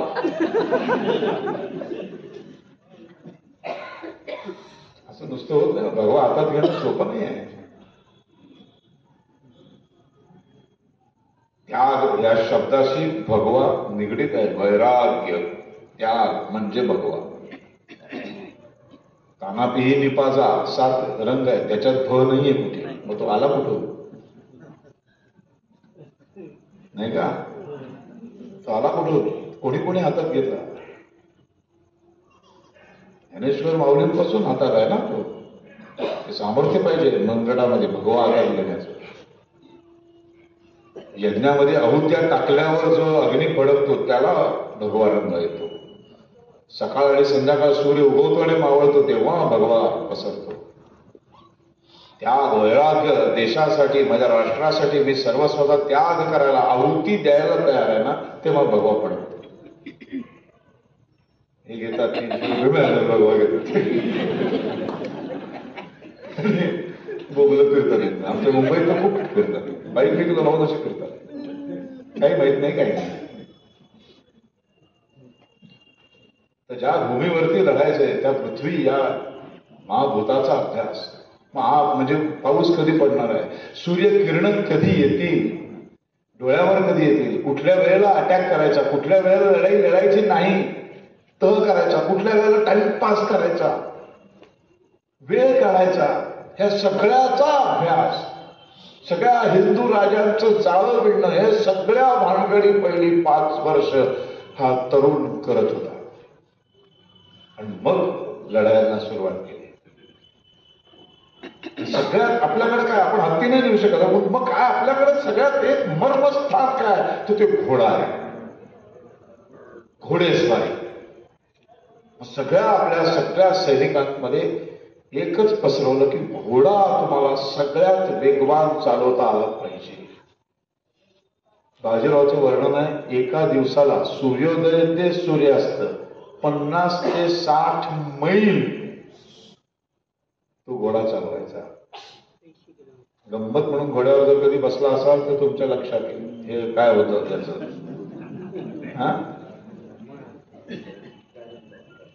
तेव्हाचे रस्ते,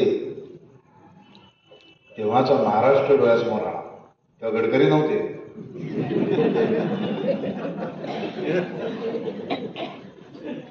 इकडे खोल दरी, वर मोठे डोंगर, उंच पर्वत, त्याच्यामध्ये एवढ्याशा पाऊल वाटा, त्याच्यावर 6-6 फूट ते घोडे. त्या घोड्यावर बसलेला तो माणूस, त्या निजामाने चित्र बघितलं. त्या चित्रामध्ये काय होतं, काय काय घेऊन फिरायचा.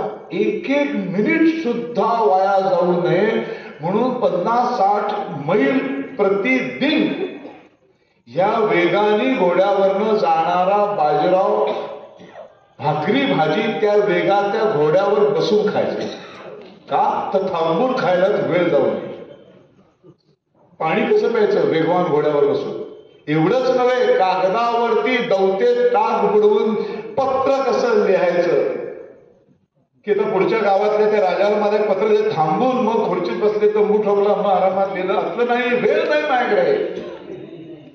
माझ्याकडे वेळ नाहीये. मी घोडा चालू असताना दोन्ही हाताने कसं लिहित असेल मला, माझ्या तर ते कल्पनेच्या बाहेरचं आहे. रामायणाचं पुस्तक, भगवद्गीतेचं पुस्तक,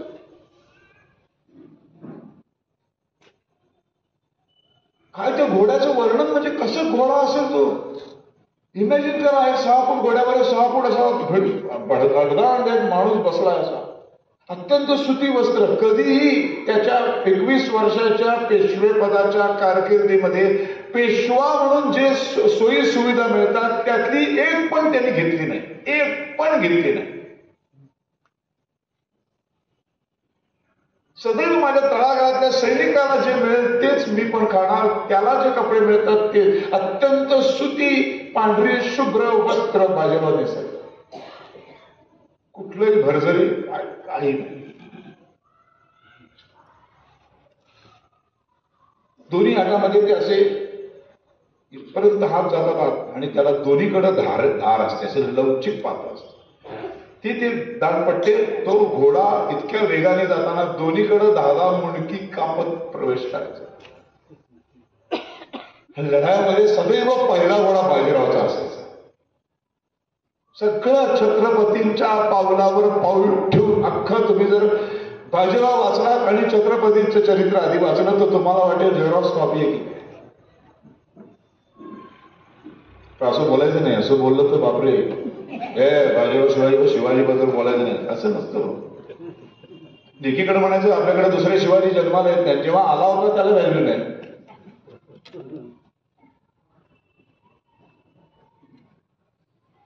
लढाई पहिलं सूत्र छत्रपती शिवाजी महाराज आणि वडील बाळाजी विश्वनाथांकडनं बाजीराव काय शिकला असेल तर लढाई न लढता लढाई जिंकायची. तरी अनेक लढाया अशा जिंकलेल्या. समोरचा शत्रू किती 5 लाख सैन्य आहे, 5 लाख सैन्याचं सगळ्यात शेवटची पट्टे काय तर त्यांचं मुतपाक खाना येतो. ते धान्य बिंद घेऊन येतात. आता ह्यांना हरवायचं असेल तर त्यांचं ते तोडायचं, मागच्या मागं त्यांना उडवून टाकायचं. उपाशी पोटी मेल्यामुळं पालशेची लढाई निजाम आली. उपाशी पोटी मेल्यामुळे, असे टनाटन लढण्यामुळे नाही. उंच डोंगरावरती, आता त्यांना माहिती आहे इथून सैन्य येणार आहे परकीयांचं, तर उंच डोंगरावरती असे खड्डे खडून खोटं पाणी भरून ठेवायचं. इथे मुक्काम करणार, मुक्काम झाला की सगळे घोडे बिडे पाण्याकडे येणार. आणि वर मोठे दगड असायचे. सगळे अर्धावट डोंगर चढून आले की दगड सोडून द्यायचे. दगडाखाली चिरडून माणसं मारली, उपाशी पोटी माणसं मारली. भयानक वेगाने घोड्याने नुसते फिरवले आणि निजाम फिरतोय फिरतोय फिरतोय, तो थकला. ह्याचा घोडा थकायलाच तयार नाही. कुठे गायब होतात काहीच कळत नाही. सपाट मैदानावरचा गनिमिकाव.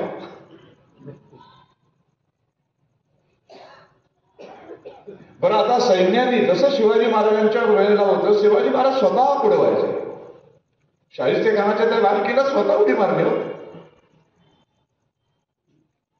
कधीतरी वाटलं नसेल असं माझ्या मनात प्रश्न येतात ना एक क्षण सुद्धा, आयला मी उडी मारली, मागं कोणी आलाच नाही तर डायरेक्ट मृत्यू आहे ना समोर. शाहिस्ते खानाच्या दरबारात संपणारच की मी. पण केवढा विश्वास असेल बघा, असं होऊ शकत नाही. माझ्याबरोबर माझे सगळे मावळे येणारच, केवढा विश्वास महाराजांनी निर्माण केला होता. तसाच विश्वास बाजीरावांनी पुन्हा निर्माण केला. ज्याच्याबरोबर लढतोय त्या त्या काफिल्यामधल्या त्या सैन्यातल्या एका पण स्त्रीला हात लावता कामा नये, पदराला पण हात नाही लागला पाहिजे. हे शिवाजी महाराजांच्या अटी होत्या. लहान मुलांच्या केसाला पण धक्का नाही लागला पाहिजे, शेतातल्या गवताच्या काडीला पण धक्का नाही लागला पाहिजे. हे सगळे नियम परत बाजीरावांनी अंमलात आणायला सुरुवात केली. सगळ्यात महत्वाचं आहे, एकाही मोहिमेसाठी कुठल्याही सामान्य माणसाकडनं पैसे घेणं बंद केलं. आपल्या राज्यातल्या सगळ्या मोठमोठ्या सावकारांकडनं पैसे घ्यायचे, ते सुद्धा उधारीवर. तलवार ठेवून जबरदस्तीने, खंडणी नाही गणेशोत्सवातली.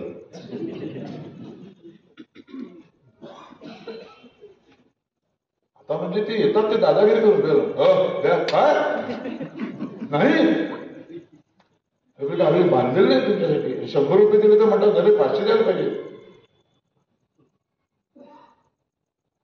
असं नाही, प्रत्येक सावकाराला प्रॉमिस द्यायचे, प्रॉमिसरी नोट, जे पुढं नंतर वासुदेव बळवंत फडक्यांनी अंमलात आणलं. बरं, युद्ध कधी हरलाच नाही, त्यामुळं सगळे पैसे परत केले. जे जे मोहिमेसाठी लागणारा जो सगळा खर्च आहे तो सगळा अशा श्रीमंतांकडनं घेऊन त्यांचे पैसे प्रत्येक वेळेला परत करत गेला माणूस. सामान्य सैनिकाला आपल्या बरोबर लढायला येताना बघा, लढाई त्यावेळेच्या या समोरासमोरच्या लढाई असायच्या. कधी तलवार माझी तुमचं मणकं कापत तर कधी तुम्ही माझं मणकं कापू शकता. समोरासमोरच्या लढाईमध्ये कधीच कोणाची गॅरंटी नसते. आणि असा जर तुझा नवरा कामी आला या युद्धामध्ये तर तुझ्या फॅमिलीची संपूर्ण जबाबदारी घ्यायला बाजूला तयार असायचं.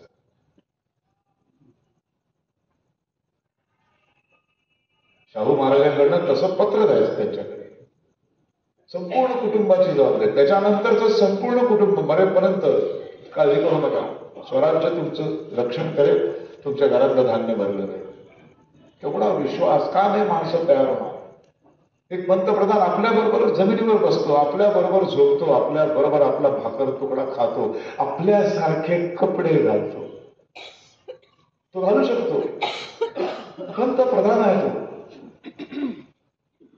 तो घालू शकतो कपडे. तो सोन्याची झर वाटेल ते कपडे, वाटेल तसं सगळं करू शकतो. कधी केलं नाही त्यांनी, कारण माझ्या तळागाळातल्या प्रत्येक मावळ्याला मी माझा वाटेल तेव्हा तो माझ्यासाठी मरायला तयार, आणि तो माझ्यासाठी मरायला तयार होईल तेव्हाच मी युद्ध जिंकेन.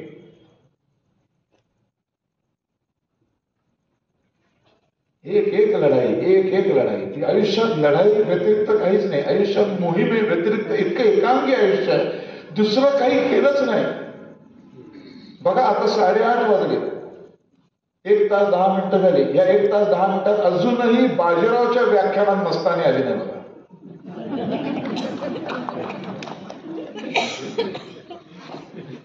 कारण ती खरोखरच त्याच्या आयुष्यामध्ये फक्त 17 महिने,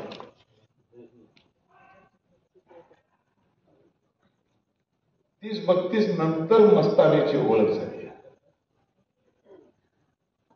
ती काय तो छत्रसाल राजाकडे गेला आणि लाईन मारली आहे बरोबर असं काही झालेलं नाही. मेसेज केले वगैरे, वेळच नाही.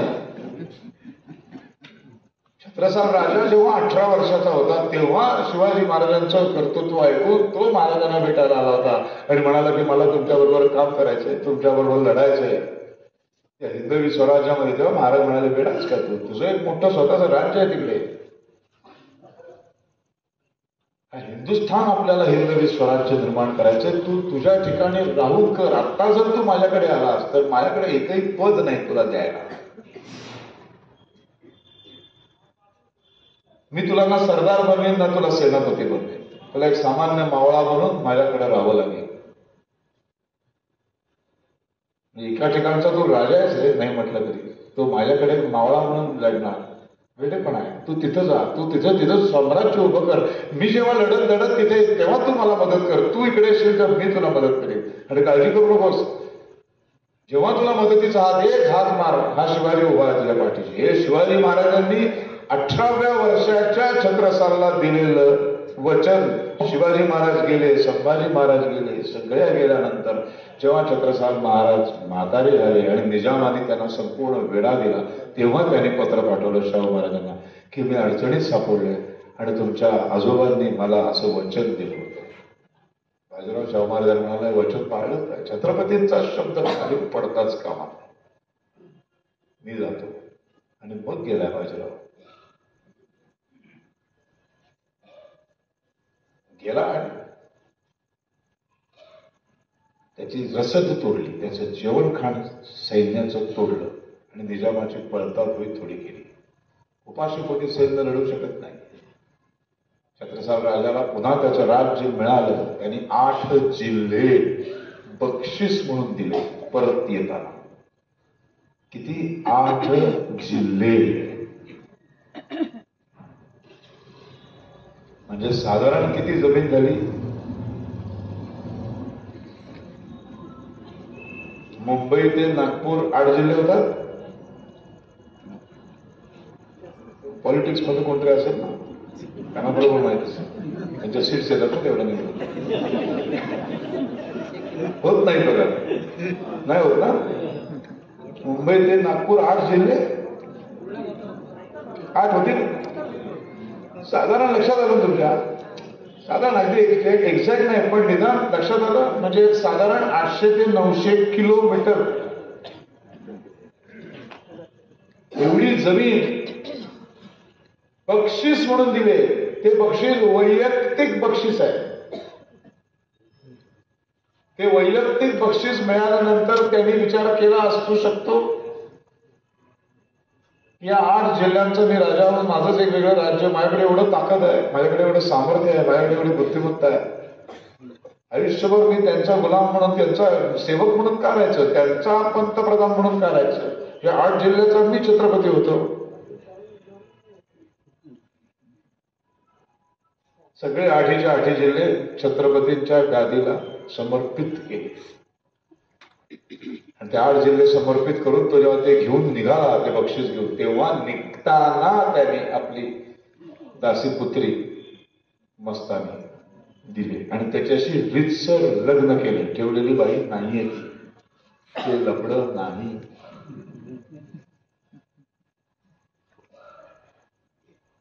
एक्स्ट्रा मॅरिटल अफेअर नाही. आणि ते घेण्यापाठीमागे सुद्धा हे शिवाजी महाराजांनी एवढ्या बायका करण्यापाठीमागचं जे कारण होतं की स्वराज्य निर्मितीसाठी हे गरजेचं आहे. नातं जुळलं की माणसं विरोधात जाऊच शकत नाही. नाती जोडली पाहिजे. कुठल्या बायकांबरोबर बसले असतील, कधी गप्पा तरी मारल्या असतील का? 19 वर्षाचा पेशवा तिशी उलटल्यानंतर ही मस्तानी भेट म्हणून दिली, तिच्याशी लग्न केले, भेट म्हणून ठेवली, आपल्या पुण्यात आणून ठेवलंय, संध्याकाळी शनिवार जावं वगैरे असलं काही नाही.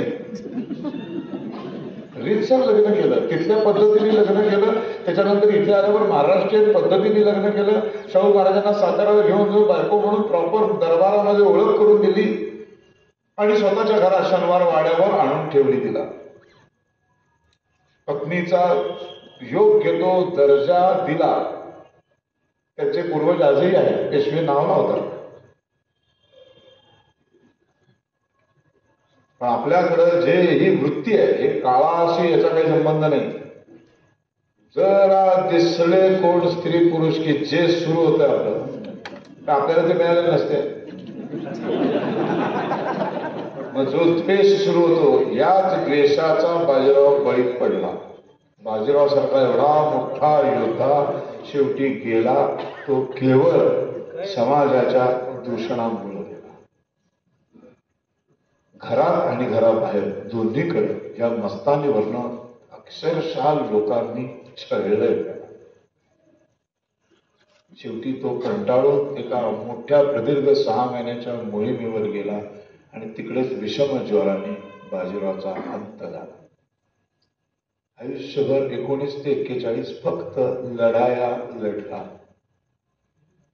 1/4 जे स्वराज्य, शून्यातून स्वराज्याची निर्मिती छत्रपतींनी केली आणि त्या 1/4चं 3/4 साम्राज्य करणारा हा बाजीराव पेशवा होता.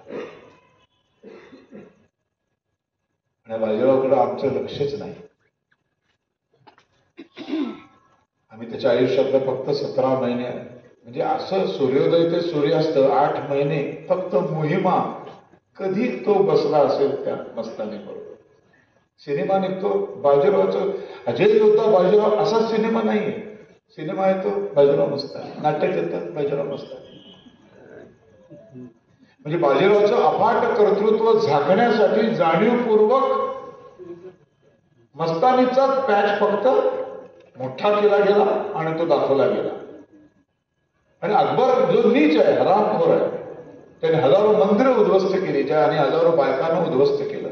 त्याला सेक्युलर बनवण्यासाठी त्याच्या आयुष्यात नसलेली जोधा आणली आणि जोधा अकबर, हो हो, ती सेक्युलर होता.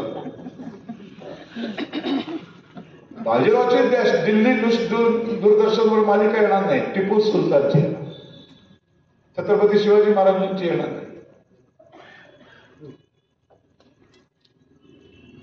इतिहास वाचणं फार गरजेचं आहे. आपला जबरदस्त इतिहास आहे. जगात कुठल्याही देशाला नसेल असा दैदिप्यमान इतिहास, ज्याचा वाचताना प्रत्येक पानावर फक्त अश्रू, आनंदाने, अभिमानाने डोळ्यातले अश्रू थांबत नाहीत, असा इतिहास, अशी नररत्न या भारताच्या भूमीमध्ये जन्माला आली. अशा भारताच्या भूमीमध्ये इतके महान संत निर्माण झाले, महान साहित्यिक निर्माण झाले, आम्हाला काही माहिती नाही. आमच्या एज्युकेशन सिस्टीमने सगळं वाटोळं करून टाकलं. ब्रिटिशांनी संपवलं आम्हाला. राष्ट्र संपवायचं असेल तर राष्ट्राची सगळ्यात पहिल्यांदा घाव घालायचं त्याच्या भाषेवरती. भाषा संपली की संस्कृती संपते, संस्कृती संपली की धर्म संपतो, धर्म संपला की राष्ट्र संपतो. राष्ट्र संपवायचं काही करायचं नाही, सिंपल भाषा संपवा. आणि हा देश ज्या भाषेवर उभा आहे ती भाषा संपवली, ती संस्कृत. सर्वोत्तम भाषा जगातली, का ती कधी बदलत नाही. मराठी बदलते, खानदेशात मराठी वेगळी बोलली जाते, विदर्भात वेगळी बोलली जाते, मालवणमध्ये वेगळी बोलली जाते. हिंदी, मुंबईत हिंदी वेगळी असते, नागपुरातली हिंदी वेगळी, लखनौची हिंदी वेगळी, दिल्लीची हिंदी वेगळी. इंग्रजी, अमेरिकेची इंग्रजी वेगळी, ब्रिटिशांची इंग्रजी वेगळी, स्पेनची इंग्रजी वेगळी. जगात सगळ्या भाषा काळ आणि स्थळ बदलल्या की बदलतात, बदलत नाही. जगातली अशी एकच भाषा आहे, ती संस्कृत. मला दाखवा तुम्ही संस्कृत बदललेली. मला दाखवा तुम्ही कर्नाटकात संस्कृत वेगळं बोलतो आणि महाराष्ट्रात संस्कृत वेगळं बोलतो. नाही. अमेरिकन माणूस सुद्धा संस्कृत वाचायला त्याला ते आहे तेच वाचावं, बदलता येत नाही. संस्कृतचा ऍक्सेंट पण बदलत नाही. अशी जगातली सर्वोत्तम आणि सर्वात पुरातन आणि मूळ भाषा म्हणजे संस्कृत. आता संस्कृत भाषेतलं ज्ञान, त्याच्यावर आघात पहिला ब्रिटिशांनी केला, ते संपलं. संस्कृत फिनिश. आम्ही सगळ्या संस्कृत ग्रंथांपासून दूर गेलो, आमच्या सगळ्या ज्ञान विज्ञानापासून दूर गेलो, आमच्या सगळ्या इतिहासापासून दूर गेलो, आमच्या सगळ्या पुराणापासून दूर गेलो. आम्ही दूर जात राहिलो, दूर जात राहिलो. ब्रिटिशांचं काही चुकी नाही, त्यांना राज्य करायचं होतं, त्यांना गुलाम आणि कारकून बनवायचे होते. असंच शिक्षण द्यावं की ज्यांना मान वर करून अरेला कार्य करणारा माणूसच जन्माला आला नाही पाहिजे. मान खाली करून यस सर, यस सर असं म्हणणाराच माणूस जन्माला आला पाहिजे. अशा पिढ्यान पिढ्या निर्माण केल्या. आपल्याकडे संधी होती 15 ऑगस्ट 47, पण आमच्या गुलाबाच्या मुलाला इंग्रजी ही जस्ट ग्रेस्ट भाषा वाटली होती. ऍक्सिडेंटली आय एम हिंदू असं ज्यांनी म्हटलं जाहीरपणे, त्यांना काही पडलेलीच नव्हती. 3 केंद्रीय शिक्षण मंत्री मुसलमान होते. काय झालं असेल शिक्षण पद्धतीचं. आणि मग इंदिराबाईंनी त्यांच्या स्वार्थासाठी कम्युनिस्टांना जवळ केलं आणि अख्खच बहाल केलं, मीडिया आणि शिक्षण व्यवस्था. तर तिथे अकबर मोठा झाला, तिथे टिपू सुलतान मोठा झाला, तिथे औरंगजेब मोठा झाला. आमचेच महाराष्ट्रातले नेते म्हणतात, अफजल खान काय म्हणे, मारायला आला नव्हता, त्याच्या काय राज्याच्या विस्तारासाठी. वा, कमाल वाटतं. त्यांचे फॉलोअर असतात. आम्हाला शिवाजी महाराजांचं महत्व नाही, आम्हाला संभाजी महाराज माहित नाही, आम्हाला बाजीराव तर नाहीच नाही. आमचा महाराष्ट्र फक्त शाहू फुले आंबेडकरांचा आहे, शिवाजीचा नाही. संभाजीचा नाही, बाजीरावचा नाही, टिळकांचा नाही, सावरकरांचा नाही, आगरकरांचा नाही, कर्व्यांचा नाही आणि कोणाचाच नाही. शाहू फुले आंबेडकर मोठे नाहीयेत असं नाही, ते मोठेच आहेत, पण फक्त त्यांचा नाहीये ना महाराष्ट्र. महाराष्ट्र सगळ्यांचा आहे. असं सारखं सारखं बोलल्यामुळे हल्ली शिवाजी महाराजांचं नाव त्याला जॉईन केलंय बरं का. शिवशाहू फुले आंबेडकर असं हल्ली नवीन सुरू केले जरा. कदाचित असं सतत बोलत राहिलो तर अजून 100 वर्षांनी पाजी शिवा असं काहीतरी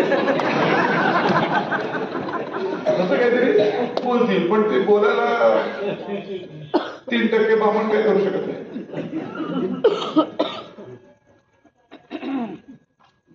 असे बाजीराव पेशवे अशी ही सगळी महान व्यक्तिमत्व आपल्या या महाराष्ट्रात जन्माला आली. मंडळींनी वाचलं पाहिजे. आपण आपला देशाचा इतिहास वाचला पाहिजे. आपल्या शिक्षणात काहीही कोणीही शिकवणार नाही त्या आशेवर राहूच नका. तुम्ही स्वतः उघडलं पाहिजे पुस्तकाचं पान. तुम्हाला छत्रपतींचा इतिहास माहीत पाहिजे. मराठा तितुका मिळवावा, महाराष्ट्र धर्म वाढवावा. तो मराठा, त्या मराठ्यामध्ये कोंगशे पण बसतात, जाधव पण बसतात, कांबळे पण बसतात. राष्ट्राय स्वाहा.